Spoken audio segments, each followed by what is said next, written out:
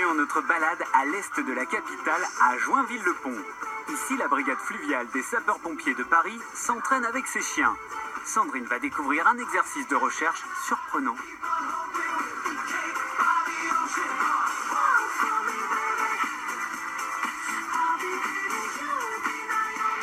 Me voici embarquée sur le bateau avec Laurent et Géréline, ce superbe malinois du groupe cynotechnique de la brigade des sapeurs-pompiers de Paris.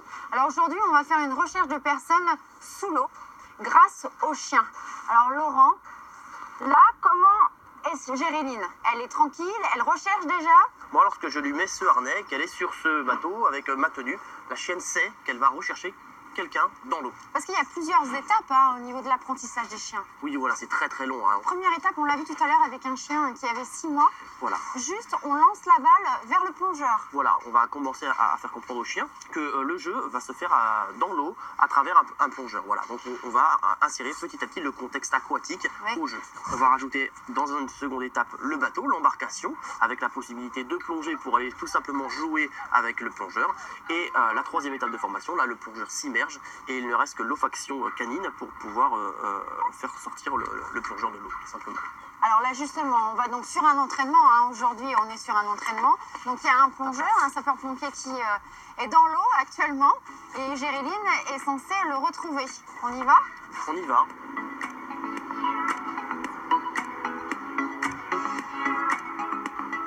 Alors là, on ne va plus parler. On va laisser Géréline travailler.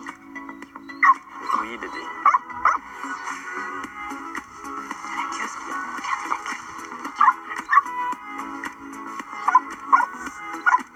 J'ai ce qu'on appelle chez nous un marquage, c'est-à-dire qu'on a un aboiement, une attitude, La queue on a un aussi. mouvement de queue Ouais. qui fait qu'elle a décelé quelque chose. Voilà, il est parti où le copain. Voilà, et donc en fonction du courant d'eau et du courant du vent, on va déterminer une zone où on va demander au plongeur de sonder la marne ici pour pouvoir déceler la présence de victimes.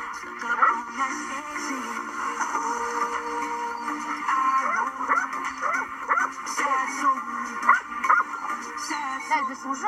Là, elle a vu le plongeur qui s'immerge, donc là, on rentre dans une étape de motivation, et donc là, elle veut vraiment son jeu. Allez, va. Ah oui. Tu l'as lâché. Voilà, elle avait son jeu. Elle était hyper motivée. Elle a fait un grand plongeon. C'est bien, ma fille. C'est bien, Fifi. Ah, puis voilà. Maintenant, on a la douche. Voilà. On peut féliciter Géréline, un bravo.